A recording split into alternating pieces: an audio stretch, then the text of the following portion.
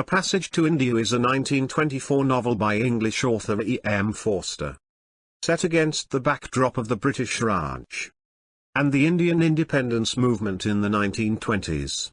The novel's setting is the fictive city of Chandrapur, a small Indian city on the Ganges and near the Malabar Caves. Chandrapur is based on Bankipur, one of the cities which Forster visited in India, a more Hindu town in India, where Aziz starts a new life after the trial, away from the Europeans. Part 1, Mosque. Chapter 1.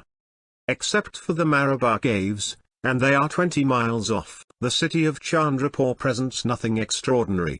Edged rather than washed by the river Ganges, it trails for a couple of miles along the bank, scarcely distinguishable from the rubbish it deposits so freely.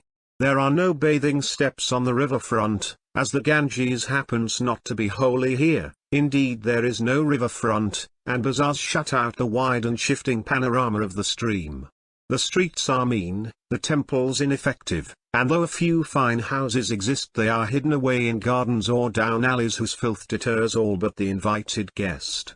Chandrapur was never large or beautiful, but 200 years ago it lay on the road between Upper India, then imperial, and the sea, and the fine houses date from that period. The zest for decoration stopped in the 18th century, nor was it ever democratic. There is no painting and scarcely any carving in the bazaars. The very wood seems made of mud. The inhabitants of mud moving, so abased, so monotonous is everything that meets the eye, that when the Ganges comes down it might be expected to wash the excrescence back into the soil. Houses too fall, people are drowned and left rotting, but the general outline of the town persists, swelling here, shrinking there, like some low but indestructible form of life. Inland, the prospect alters. There is an oval Maidan, and a long sallow hospital. Houses belonging to Eurasians stand on the high ground by the railway station. Beyond the railway, which runs parallel to the river, the land sinks, then rises again rather steeply. On the second rise is laid out the little civil station, and viewed hence Chandrapur appears to be a totally different place. It is a city of gardens.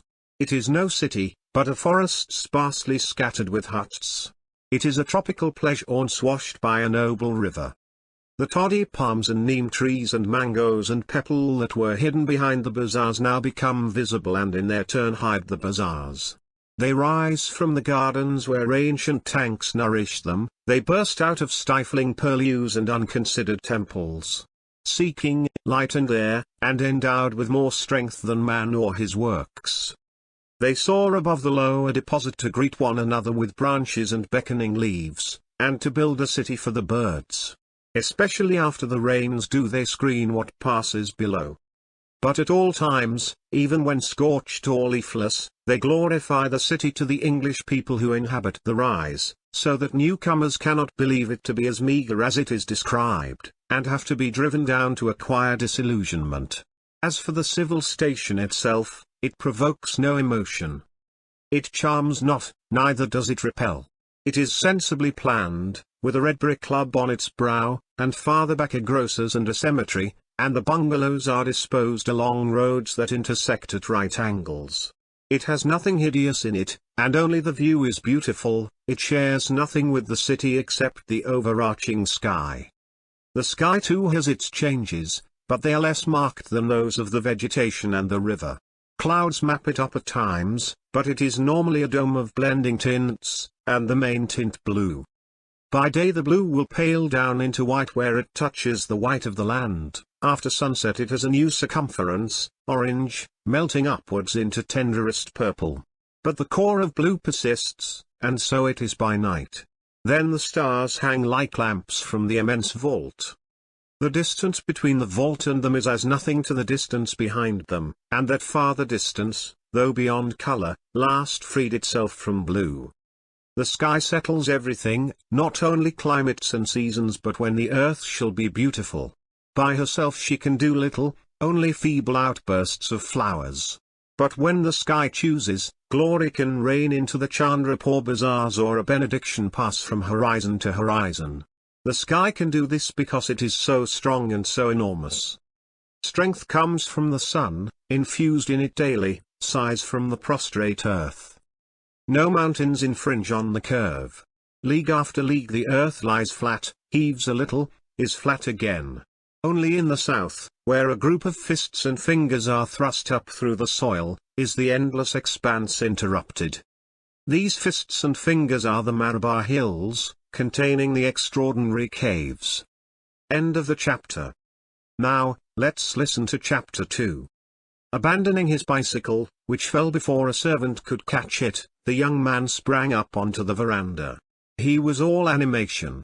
"Hamidullah, Hamidullah! Am I late?" he cried. "Do not apologize," said his host. "You are always late. Kindly answer my question. Am I late? Has Mahmud Ali eaten all the food? If so, I go elsewhere. Mr. Mahmud Ali, how are you?" "Thank you, Dr. Aziz, I am dying." "Dying before your dinner? Oh, poor Mahmud Ali. Hamidullah here is actually dead. He passed away just as you rode up on your bike." "Yes, that is so," said the other. "Imagine us both as addressing you from another and a happier world. Does there happen to be such a thing as a hookah in that happier world of yours?" "Aziz, don't chatter. We are having a very sad talk." The hookah had been packed too tight, as was usual in his friend's house, and bubbled sulkily. He coaxed it. Yielding at last, the tobacco jetted up into his lungs and nostrils, driving out the smoke of burning cow dung that had filled them as he rode through the bazaar. It was delicious. He lay in a trance, sensuous but healthy, through which the talk of the two others did not seem particularly sad. They were discussing as to whether or no it is possible to be friends with an Englishman. Mahmud Ali argued that it was not. Hamidullah disagreed, but with so many reservations that there was no friction between them. Delicious indeed to lie on the broad veranda with the moon rising in front and the servants preparing dinner behind, and no trouble happening. "Well, look at my own experience this morning." "I only contend that it is possible in England," replied Hamidullah, who had been to that country long ago, before the big rush, and had received a cordial welcome at Cambridge. "It is impossible here. Aziz. The red-nosed boy has again insulted me in court. I do not blame him. He was told that he ought to insult me. Until lately he was quite a nice boy, but the others have got hold of him. Yes, they have no chance here, that is my point. They come out intending to be gentlemen, and are told it will not do. Look at Leslie, look at Blackiston, now it is your red-nosed boy. And Fielding will go next. Why, I remember when Turton came out first. It was in another part of the province. You fellows will not believe me, but I have driven with Turton in his carriage, Turton. Oh yes, we were once quite intimate. He has shown me his stamp collection. He would expect you to steal it now, Turton. But Red-Nosed Boy will be far worse than Turton. I do not think so. They all become exactly the same, not worse, not better. I give any Englishman 2 years, be he Turton or Burton. It is only the difference of a letter. And I give any English woman 6 months. All are exactly alike. Do you not agree with me? I do not, replied Mahmud Ali, entering into the bitter fun, and feeling both pain and amusement at each word that was uttered. For my own part I find such profound differences among our rulers. Red-Nose mumbles, Turton talks distinctly, Mrs. Turton takes bribes, Mrs. Red-Nose does not and cannot, because so far there is no Mrs. Red-Nose. Bribes? Did you not know that when they were lent to Central India over a canal scheme, some Raja or other gave her a sewing machine in solid gold so that the water should run through his state? And does it? No, that is where Mrs. Turton is so skillful. When we poor blacks take bribes, we perform what we are bribed to perform, and the law discovers us in consequence. The English take and do nothing. I admire them. We all admire them. Aziz, please pass me the hookah. Oh, not yet, hookah is so jolly now. You are a very selfish boy. He raised his voice suddenly, and shouted for dinner. Servants shouted back that it was ready. They meant that they wished it was ready, and were so understood, for nobody moved. Then Hamidullah continued, but with changed manner and evident emotion. But take my case, the case of young Hugh Bannister. Here is the son of my dead friends, the Reverend and Mrs. Bannister, whose goodness to me in England I shall never forget or describe. They were father and mother to me. I talked to them as I do now. In the vacations their rectory became my home. They entrusted all their children to me. I often carried little Hugh about. I took him up to the funeral of Queen Victoria, and held him in my arms above the crowd. Queen Victoria was different, murmured Mahmoud Ali. I learn now that this boy is in business as a leather merchant at Cawnpore. Imagine how I long to see him and to pay his fare that this house may be his home. But it is useless. The other Anglo-Indians will have got hold of him long ago. He will probably think that I want something, and I cannot face that from the son of my old friends. Oh, what in this country has gone wrong with everything, Vakil Sahib? I ask you. Aziz joined in. Why talk about the English? Brr. Why be either friends with the fellows or not friends? Let us shut them out and be jolly. Queen Victoria and Mrs. Bannister were the only exceptions, and they're dead. No, no, I do not admit that. I have met others. So have I, said Mahmoud Ali, unexpectedly veering. All ladies are far from alike. Their mood was changed, and they recalled little kindnesses and courtesies. She said thank you so much in the most natural way. She offered me a lozenge when the dust irritated my throat. Hamidullah could remember more important examples of angelic ministration, but the other, who only knew Anglo-India, had to ransack his memory for scraps. And it was not surprising that he should return to but of course all this is exceptional. The exception does not prove the rule. The average woman is like Mrs. Turton, and, Aziz, you know what she is. Aziz did not know, but said he did. He too generalized from his disappointments. It is difficult for members of a subject race to do otherwise. Granted the exceptions, he agreed that all English women are haughty and venal. The gleam passed from the conversation, whose wintry surface unrolled and expanded interminably. A servant announced dinner. They ignored him. The elder men had reached their eternal politics. Aziz drifted into the garden. The trees smelt sweet, green-blossomed champok, and scraps of Persian poetry came into his head. Dinner, dinner, dinner, but when he returned to the house for it, Mahmoud Ali had drifted away in his turn, to speak to his say. Come and see my wife a little then, said Hamidullah, and they spent 20 minutes behind the purdah. Hamidullah Begum was a distant aunt of Aziz, and the only female relative he had in Chandrapur, and she had much to say to him on this occasion about a family circumcision that had been celebrated with imperfect pomp. It was difficult to get away, because until they had had their dinner she would not begin hers, and consequently prolonged her remarks in case they should suppose she was impatient. Having censured the circumcision, she bethought her of kindred topics, and asked Aziz when he was going to be married. Respectful but irritated, he answered, once is enough. Yes, he has done his duty, said Hamidullah. Do not tease him so. He carries on his family, 2 boys and their sister. Aunt, they live most comfortably with my wife's mother, where she was living when she died. I can see them whenever I like. They are such very, very small children. And he sends them the whole of his salary and lives like a low-grade clerk, and tells no one the reason. What more do you require him to do? But this was not Hamidullah Begum's point, and having courteously changed the conversation for a few moments she returned and made it. She said, what is to become of all our daughters if men refuse to marry? They will marry beneath them, or, and she began the oft-told tale of a lady of imperial descent who could find no husband in the narrow circle where her pride permitted her to mate, and had lived on unwed, her age now 30, and would die unwed, for no one would have her now.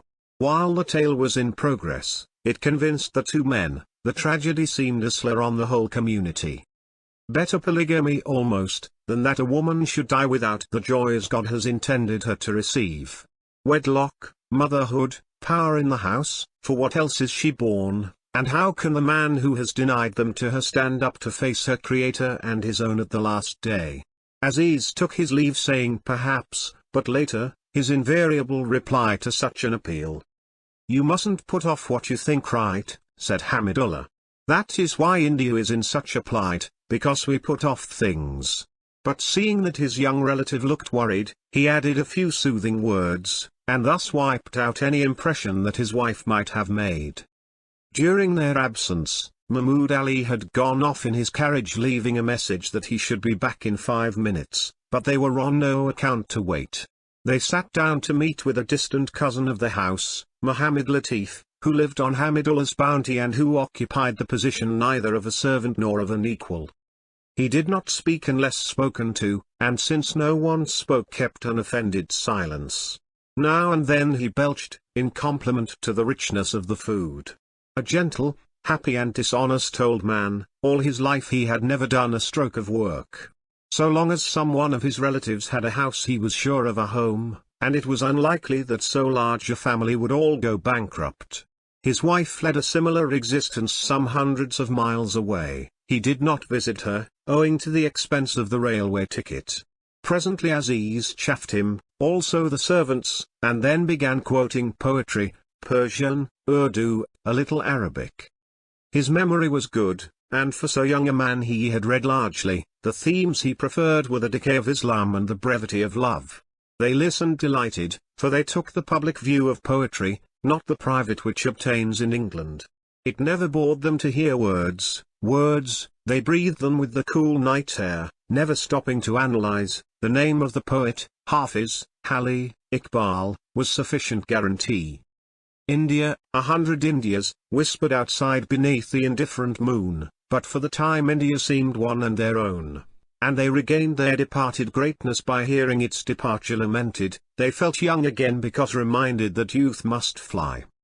A servant in scarlet interrupted him. He was the chaprassi of the civil surgeon, and he handed Aziz a note.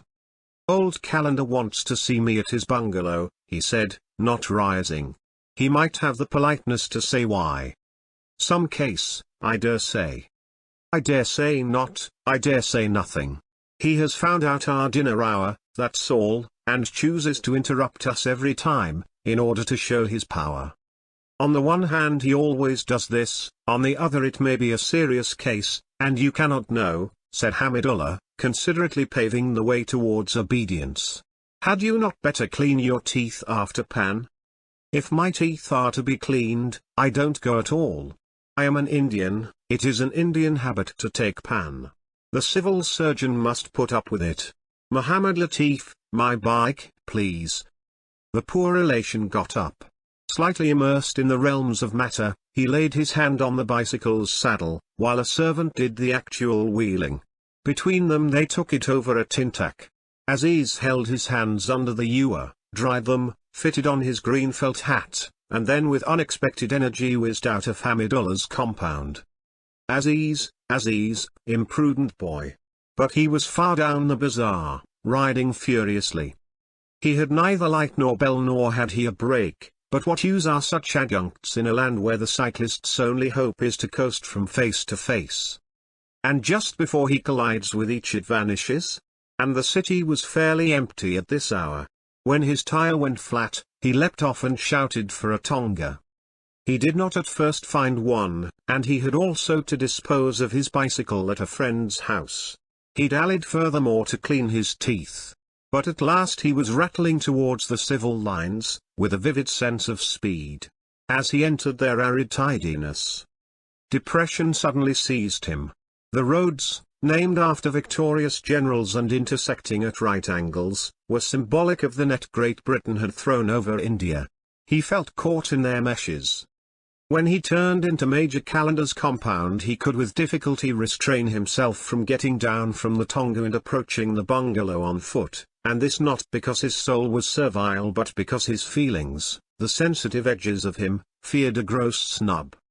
There had been a case last year. An Indian gentleman had driven up to an official's house and been turned back by the servants and been told to approach more suitably. Only one case among thousands of visits to hundreds of officials, but its fame spread wide. The young man shrank from a repetition of it. He compromised, and stopped the driver just outside the flood of light that fell across the veranda. The civil surgeon was out. "But the Sahib has left me some message?" The servant returned an indifferent no. Aziz was in despair. It was a servant whom he had forgotten to tip, and he could do nothing now because there were people in the hall.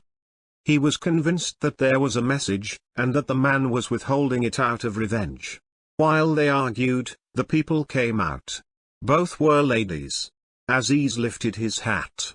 The first, who was in evening dress, glanced at the Indian and turned instinctively away. "Mrs. Leslie, it is a Tonga," she cried. "Ours?" inquired the second, also seeing Aziz, and doing likewise.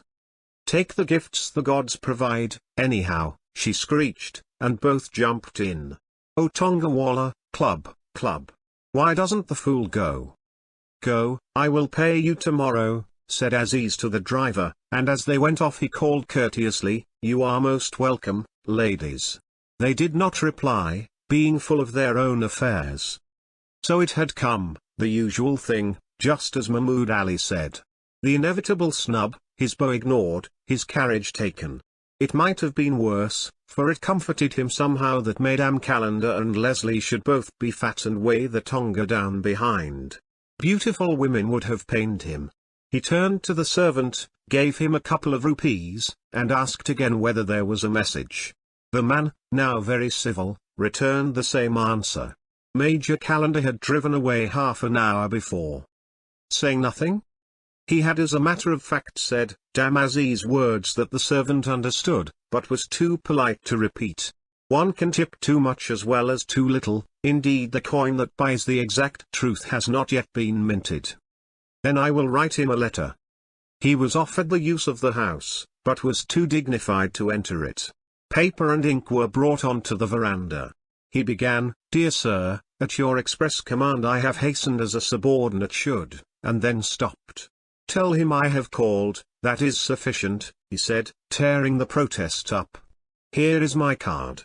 Call me a Tonga. Who's here? All are at the club. Then telephone for one down to the railway station." And since the man hastened to do this he said, "Enough, I prefer to walk." He commandeered a match and lit a cigarette.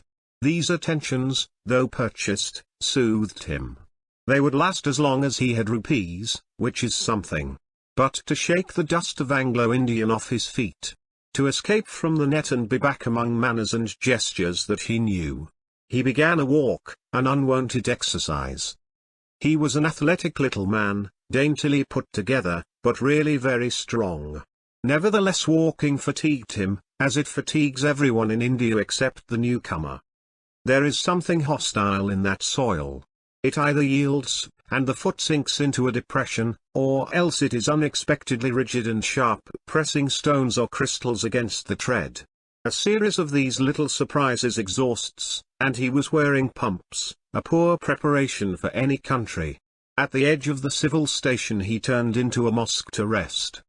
He had always liked this mosque. It was gracious, and the arrangement pleased him. The courtyard, entered through a ruined gate, contained an ablution tank of fresh clear water, which was always in motion, being indeed part of a conduit that supplied the city. The courtyard was paved with broken slabs. The covered part of the mosque was deeper than is usual. Its effect was that of an English parish church whose side has been taken out. Where he sat, he looked into three arcades whose darkness was illuminated by a small hanging lamp and by the moon. The front, in full moonlight, had the appearance of marble, and the 99 names of God on the frieze stood out black, as the frieze stood out white against the sky. The contest between this dualism and the contention of shadows within pleased Aziz, and he tried to symbolize the whole into some truth of religion or love. A mosque by winning his approval let loose his imagination. The temple of another creed, Hindu, Christian, or Greek, would have bored him and failed to awaken his sense of beauty. Here was Islam, his own country, more than a faith, more than a battle cry, more, much more, Islam, an attitude towards life both exquisite and durable, where his body and his thoughts found their home. His seat was the low wall that bounded the courtyard on the left. The ground fell away beneath him towards the city, visible as a blur of trees, and in the stillness he heard many small sounds. On the right, over in the club, the English community contributed an amateur orchestra. Elsewhere some Hindus were drumming. He knew they were Hindus, because the rhythm was uncongenial to him, and others were bewailing a corpse, he knew whose, having certified it in the afternoon. There were owls, the Punjab mail, and flowers smelt deliciously in the station master's garden.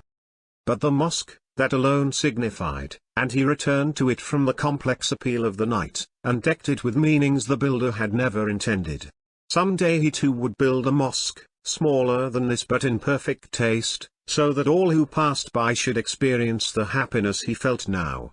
And near it, under a low dome, should be his tomb, with a Persian inscription. Alas, without me for thousands of years. The rose will blossom and the spring will bloom. But those who have secretly understood my heart, they will approach and visit the grave where I lie. He had seen the quatrain on the tomb of a Deccan king, and regarded it as profound philosophy. He always held pathos to be profound, the secret understanding of the heart. He repeated the phrase with tears in his eyes, and as he did so one of the pillars of the mosque seemed to quiver. It swayed in the gloom and detached itself. Belief in ghosts ran in his blood, but he sat firm. Another pillar moved, a third, and then an English woman stepped out into the moonlight. Suddenly he was furiously angry and shouted, "Madam! Madam! Madam! Oh! Oh!" The woman gasped. "Madame, this is a mosque, you have no right here at all. You should have taken off your shoes, this is a holy place for Muslims." "I have taken them off." "You have?" "I left them at the entrance." "Then I ask your pardon." Still startled, the woman moved out, keeping the ablution tank between them. He called after her, "I am truly sorry for speaking. Yes, I was right, was I not? If I remove my shoes, I am allowed?" "Of course, but so few ladies take the trouble, especially if thinking no one is there to see." "That makes no difference. God is here." "Madam, please let me go." "Oh, can I do you some service now or at any time?" "No, thank you, really none, good night." "May I know your name?" She was now in the shadow of the gateway, so that he could not see her face, but she saw his, and she said with a change of voice, "Mrs. Moore." Mrs. Advancing, he found that she was old. A fabric bigger than the mosque fell to pieces, and he did not know whether he was glad or sorry. She was older than Hamidullah Begum, with a red face and white hair. Her voice had deceived him. "Mrs. Moore, I am afraid I startled you. I shall tell my community, our friends, about you. That God is here, very good, very fine indeed. I think you are newly arrived in India." "Yes, how did you know?" "By the way you address me." "No, but can I call you a carriage?" "I have only come from the club. They are doing a play that I have seen in London, and it was so hot." "What was the name of the play?" "Cousin Kate." "I think you ought not to walk at night alone, Mrs. Moore. There are bad characters about and leopards may come across from the Malabar hills. Snakes also." She exclaimed, she had forgotten the snakes. "For example, a 6-spot beetle," he continued, "you pick it up, it bites, you die. But you walk about yourself." "Oh, I am used to it." "Used to snakes?" They both laughed. "I'm a doctor," he said. "Snakes don't dare bite me." They sat down side by side in the entrance, and slipped on their evening shoes. "Please may I ask you a question now? Why do you come to India at this time of year, just as the cold weather is ending?" "I intended to start earlier, but there was an unavoidable delay." "It will soon be so unhealthy for you. And why ever do you come to Chandrapur?" "To visit my son. He is the city magistrate here." "Oh no, excuse me, that is quite impossible. Our city magistrate's name is Mr. Heaslop. I know him intimately." "He's my son all the same," she said, smiling. "But, Mrs. Moore, How can he be? I was married twice. Yes, now I see, and your first husband died. He did, and so did my second husband. Then we are in the same box, he said cryptically. Then is the city magistrate the entire of your family now? No, there are the younger ones, Ralph and Stella in England. And the gentleman here, is he Ralph and Stella's half-brother? Quite right. Mrs. Moore, this is all extremely strange, because like yourself I have also 2 sons and a daughter. Is not this the same box with a vengeance? What are their names? Not also Ronnie, Ralph, and Stella, surely? The suggestion delighted him. No, indeed. How funny it sounds. Their names are quite different and will surprise you. Listen, please. I am about to tell you my children's names. The first is called Ahmed, the second is called Kareem, the third, she is the eldest, Jamila. 3 children are enough. Do not you agree with me? I do. They were both silent for a little, thinking of their respective families. She sighed and rose to go. Would you care to see over the Minto Hospital one morning? He inquired. I have nothing else to offer at Chandrapur. Thank you, I have seen it already, or I should have liked to come with you very much. I suppose the civil surgeon took you. Yes, and Mrs. Calendar. His voice altered. Ah. A very charming lady. Possibly, when one knows her better. What? What? You didn't like her? She was certainly intending to be kind, but I did not find her exactly charming. He burst out with, she has just taken my tonga without my permission. Do you call that being charming? And Major Calendar interrupts me night after night from where I am dining with my friends and I go at once. Breaking up a most pleasant entertainment, and he is not there and not even a message. Is this charming, pray? But what does it matter? I can do nothing and he knows it. I am just a subordinate, my time is of no value, the veranda is good enough for an Indian, yes, yes, let him stand, and Mrs. Calendar takes my carriage and cuts me dead. She listened. He was excited partly by his wrongs, but much more by the knowledge that someone sympathized with them. It was this that led him to repeat, exaggerate, contradict. She had proved her sympathy by criticizing her fellow countrywoman to him, but even earlier he had known. The flame that not even beauty can nourish was springing up, and though his words were querulous his heart began to glow secretly. Presently it burst into speech. You understand me, you know what others feel. Oh, if others resembled you. Rather surprised, she replied, I don't think I understand people very well. I only know whether I like or dislike them. Then you are an Oriental. She accepted his escort back to the club, and said at the gate that she wished she was a member, so that she could have asked him in. Indians are not allowed into the Chandrapur club even as guests, he said simply. He did not expatiate on his wrongs now, being happy. As he strolled downhill beneath the lovely moon, and again saw the lovely mosque. He seemed to own the land as much as anyone owned it. What did it matter if a few flabby Hindus had preceded him there, and a few chilly English succeeded? End of the chapter. Thank you. Thank you.